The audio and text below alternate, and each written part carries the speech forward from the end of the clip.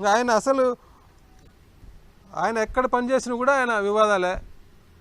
Assembly మన ప్రసార భారతిలో ఆయన పోస్ట్ ఏంటంటే, ఒరిజినల్గా ఆయన పోస్ట్ ప్రసార భారతిలో న్యూస్ రీడర్ కమ్ ట్రాన్స్లేటర్, అంటే మన అసెంబ్లీలో సెక్షన్ ఆఫీసర్ కంటే తక్కువ స్థాయి పోస్ట్ అది. అయితే ఆయన ఏం చెప్పుకుంటున్నాడు, అందరికీ జాయింట్ డైరెక్టర్ అని చెప్పుకుంటున్నాడు. నేను లాస్ట్ టైం కూడా ప్రెస్ మీట్ పెట్టి చెప్తే ఆయన అర్హత లేదని చెప్తే కొందరు పచ్చ జర్నలిస్టులు నా మీద కొన్ని వీడియోలు చేసిండ్రు. నేను చెప్పేది తప్పు, ఆయన జాయింట్ డైరెక్టర్ అని. ఎక్కడ ఆయన జాయింట్ డైరెక్టరు? మేము ఆర్టీ యాక్ట్ కింద తెప్పించినాం. ప్రసార భారతి ఆర్టీ యాక్ట్ కింద అడిగితే ఇచ్చింది. ఆయన రిటైర్ అయ్యే రోజుకి కూడా ట్రాన్స్లేటరే, న్యూస్ రీడర్ కమ్ ట్రాన్స్లేటరే అని చెప్పి స్పష్టంగా ఇచ్చింది. కానీ జాయింట్ డైరెక్టర్ అని చెప్పి చెప్పుకుంటున్నాడు. ఎక్కడ జాయింట్ డైరెక్టరు? అసెంబ్లీ సెక్రటరీగా పనిచేయాలంటే లా డిగ్రీ ఉండాలి.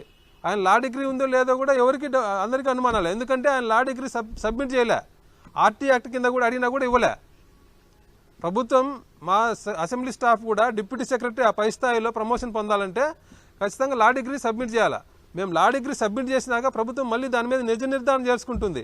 ఆ డిగ్రీని ఆ కన్సర్న్ యూనివర్సిటీకి పంపించి ఇది నిజమా కాదా అని నిజ నిర్ధారణ చేసుకుంటుంది. ఇక్కడ అదేం జరగలేదు. అసలు ఆయన ఆయన సర్టిఫికేట్ సబ్మిట్ చేయలేదు. అసలు ఆయన పోస్టే చెప్పుకోలే. ఆయన ఒరిజినల్ పోస్ట్ ఏంటి? ఆయన పనిచేసినది ప్రసార భారతిలో న్యూస్ రీడర్ కమ్ ట్రాన్స్లేటర్. ఆయన అసెంబ్లీ సెక్రటరీగా జాయిన్ అవ్వడానికి పెట్టుకునే రిప్రజెంటేషన్లో ఆయన బయోడేటాలో ఆ పోస్ట్ గురించి అసలు మెన్షనే చేయలే. ఆయన ఎంతకాలం ఆయన పలుకుబడిని ఉపయోగించుకొని ఎక్కడో ఢిల్లీ అసెంబ్లీలో పనిచేసినది, సుప్రీంకోర్టులో పనిచేసింది, అట్లా డిప్యుటేషన్ మీద ఆయన పలుకుబడితో పనిచేసిన పోస్టులు మాత్రమే చెప్పిండు తప్ప ఆయన ఒరిజినల్ పోస్ట్ అనేది ఎక్కడా మెన్షన్ చేయలే. అక్కడ కూడా ఆయన సక్రమంగా చేసినంటే అది లేదు. ఢిల్లీ అసెంబ్లీలో ఫస్ట్ ఓఎస్డీకి వెళ్ళిండు, తర్వాత సెక్రటరీగా తెచ్చుకున్నాడు. సెక్రటరీ పర్మనెంట్గా ఆర్డర్ తెచ్చుకుంటే ఈ ఆర్డర్ మీద ఢిల్లీ ప్రభుత్వానికి అక్కడ లెఫ్టినెంట్ గవర్నర్కు గొడవైంది ఇద్దరికి. ఈ ఇష్యూ ఈయనకి ఇచ్చిన ఆర్డర్ వల్ల అక్కడ ప్రభుత్వం గవర్నర్ మధ్యనే గొడవైంది. చివరకు సుప్రీంకోర్టు వరకు వెళ్ళింది కేసు.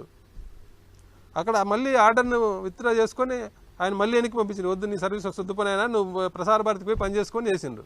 ఆ టైంలో కూడా ఆయన కేంద్ర ప్రభుత్వ ఉద్యోగి అయ్యండి, కేంద్ర ప్రభుత్వ సంస్థలో ఉద్యోగి అయ్యండి, కేంద్ర ప్రభుత్వానికి ప్రధానమంత్రి గారికి వ్యతిరేకంగా పత్రికల్లో వ్యాసాలు రాసిండు. దాని మీద కూడా క్రమశిక్షణ చర్య తీసుకోమని చెప్పి కేంద్ర ప్రభుత్వం ప్రసార భారతికి చెప్తే దాని మీద కూడా ఆయన మీద క్రమశిక్షణ చర్యలు మొదలుపెట్టిండు. తర్వాత అక్కడి నుంచి వచ్చిన తర్వాత మళ్ళీ సుప్రీంకోర్టుకి వెళ్ళిండు. సుప్రీంకోర్టులో కూడా జడ్జి గారికి ఓఎస్డీకి వెళ్ళిండ్రు. ఓఎస్డీకి వెళ్ళాక మళ్ళీ అక్కడ ఇన్ఫ్లుయెన్స్ ఉపయోగించి అక్కడ రిజిస్ట్రార్గా మళ్ళీ ఉత్తర్వులు పొందిండ్రు. దాని మీద కూడా గొడవ అయితే మళ్ళీ సుప్రీంకోర్టు కూడా నీ సర్వీసెస్ ఇక్కడ వద్దునైనా నీ వద్దని మళ్ళీ ఆయన ప్రసార భారతికి పంపించింది. పంపించి అక్కడ ఉండలేక ఆయన ప్రసార భారతికి వచ్చిన వెంటనే వాలంటీర్ రిటైర్మెంట్ తీసుకొని మళ్ళీ రిటైర్మెంట్ తీసుకున్నాడు. తర్వాత మళ్ళీ తెలంగాణ అసెంబ్లీలో మళ్ళీ ఓఎస్డీగా చేరిండు. తెలంగాణ అసెంబ్లీలో కూడా ఓఎస్డీగా చేరినప్పుడు అక్కడ జీతం పెట్టడానికి ఎల్పీసీ అడిగితే ఆయన ఎల్పీసీ ఇవ్వలే. ఎల్పీసీ ఇవ్వకుంటే 6 నెలలు జీతం వేయలే వాళ్ళు. మళ్ళీ ఈయన వచ్చిన తర్వాత మళ్ళీ జీతం ఇచ్చిండో లేదో తెలియదు, కానీ 6 నెలలు ఆయన ఓఎస్డీగా చేసిన కాలంలో ఎల్పీసీ ఇవ్వలేదని వాళ్ళు జీతం వేయలే. అలాంటి వ్యక్తికి మన దగ్గర సెక్రటరీ జనరల్ పోస్ట్ ఇచ్చి 5 లక్షలు జీతం ఇచ్చిండ్రు. 5 లక్షలు జీతం ఎట్లా ఇస్తారు? ముఖ్యమంత్రి గారు అంటే మీ కులం అయితే మీరు సెక్రటరీ జనరల్ పోస్ట్ ఇస్తారా? మీ కులం అయితే మీరు 5 లక్షలు జీతం ఇస్తారా? దానికి రూల్స్ ఏం పాటించరా? స్పష్టంగా రూల్స్ ఉన్నాయి మన గవర్నమెంట్లో. ఎవరైనా రిటైర్డ్ అధికారికి మళ్ళీ ఎంప్లాయ్మెంట్ ఇస్తే ఆయన లాస్ట్ రోజు ఏదైతే జీతం తీసుకున్నారో ఆ జీతంలో నుంచి పెన్షన్ తీసేసి మిగిలిన మొత్తాన్ని మాత్రమే జీతంగా ఇవ్వాలి. ఎందుకంటే ముందు సెక్రటరీ జనరల్గా పనిచేసిన రామాచార్యులు గారికి అదే పద్ధతిలో జీతం ఇచ్చిండ్రు. ఆయన రాజ్యసభలో సెక్రటరీ జనరల్గా చేసిండ్రు, అంటే కేంద్ర క్యాబినెట్ కార్యదర్శి స్థాయిలో పనిచేసిండ్రు. అలాంటి వ్యక్తికి కూడా ఈ పద్ధతి ప్రకారమే లెక్కేసి 2,20,000 ఎంతో 2,2.5 లక్షల లోపలే ఆయనకు జీతం ఇచ్చిండ్రు. అంతకు మన కృష్ణమాచార్యులు సెక్రటరీగా పనిచేసిండ్రు. ఆయన కూడా రిటైర్ అయిన తర్వాత చేసిండు కాబట్టి ఆయన కూడా ఇదే పద్ధతి ఫాలో అయ్యి ఆయన లాస్ట్ జీతంలోంచి పెన్షన్ తీసేసి ఆయనకు 90,000 నుంచి 1,00,000 లోపలే జీతం ఇచ్చిండ్రు. ఏది ఆయన సెక్రటరీగా చేసిన వ్యక్తి, రిటైర్ అయిన వ్యక్తికి కేంద్రంలో రాజ్యసభ సెక్రటరీ జనరల్గా పనిచేసి రిటైర్ అయిన వ్యక్తికి 2.5 లక్షలు 1,00,000 లోపు జీతం ఇచ్చే ఎస్ఓ స్థాయిగా కంటే తక్కువ స్థాయిలో పనిచేసిన వ్యక్తికి 5 లక్షలు జీతం ఎట్టిస్తారు? అంటే మీ చేతిలో అధికారం ఉందని మీరేమైనా మీ ఇష్టం వచ్చినట్టు చేసుకుంటారా? సిఎస్ హోదా ఇస్తారా ఎస్ఓ స్థాయి లేని వ్యక్తికి? ఇంత వివాదాస్పద వ్యక్తికి మీరు ఇష్టం వచ్చినట్టు చేసి ఆయన ఏం చేస్తున్నా కూడా చూసుకోకుండా ఉద్యోగులు ఇంత ఇబ్బంది పెడుతుంటే ఉద్యోగుల మీద దాడి జరుగుతున్నా ప్రభుత్వం పట్టించుకోవడంలే. ఉద్యోగులకు ప్రమోషన్లు ఇవ్వకపోయినా ప్రభుత్వం పట్టించుకోవడంలే, ఉద్యోగులు మెడబెట్టి బయటికి గెంటేసినా ప్రభుత్వం పట్టించుకోవడంలే. ఆయన వ్యవహరించి తిరుమల ప్రభుత్వానికి నష్టం వచ్చి తీర్మానాలు కూడా చెల్లని పరిస్థితికి వచ్చినా కూడా ప్రభుత్వం పట్టించుకోవడంలే. ఎందుకు అంత ప్రాధాన్యత ఇస్తున్నారు ఆయనకు?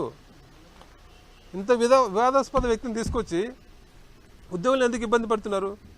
ఉద్యోగులకు ఇవ్వాల్సినట్టు ఎటు ఇవ్వడంలే. మీరు ఉద్యోగులకు డిఏలు ఇవ్వడంలే, పిఆర్సీ ఇవ్వడంలే, ఉద్యోగులకు ఇచ్చిన ఒక హామీని అమలు చేయలే. సరే, ఆర్థికపరమైన ఏంటంటే ఇబ్బంది ఉంది అనుకోవచ్చు. మీరు ఇచ్చిన హామీల్లో మొదటి హామీ ఏంటి? ఉద్యోగులకు అనుకూలమైన పని వాతావరణం కల్పిస్తామని చెప్పి. అందులో భాగంగానే ఇది కదా, ఇది అనుకూలమైన పని వాతావరణమా? ఉద్యోగులు ఇంత ఇబ్బంది పెట్టడం.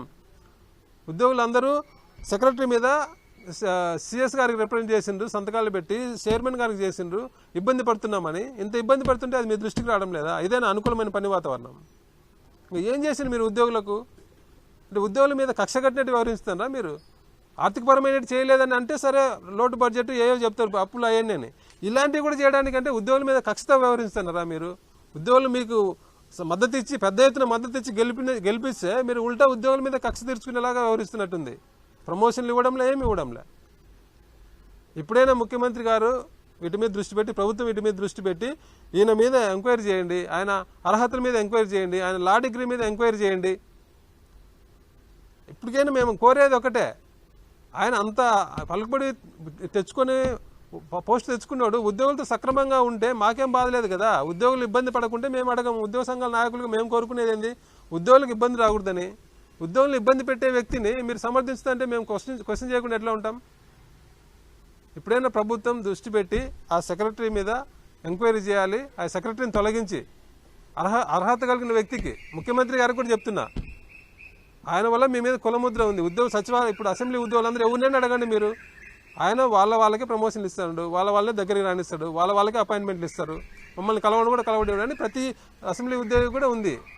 కాబట్టి ముఖ్యమంత్రి గారు కూడా ఆ కులముద్ర పోగొట్టుకోవాలంటే ఈ వ్యక్తి అర్హత లేని వ్యక్తిని తొలగించి అర్హత గల వ్యక్తిని నియమించి అసెంబ్లీ ఉద్యోగులందరికీ న్యాయం చేయాలి. అసెంబ్లీ ఉద్యోగులకు న్యాయబద్ధంగా రావాల్సిన ప్రమోషన్లన్నీ కూడా ఇప్పించాలని చెప్పి మీ ద్వారా ప్రభుత్వాన్ని కోరుతున్నా. Thank you.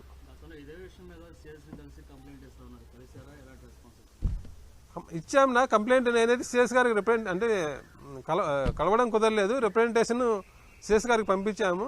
దాని మీద అంటే ఆ రిప్రజెంటేషన్ కూడా మళ్ళీ సిఎస్ గారు ఈయనకే పంపుతాడు.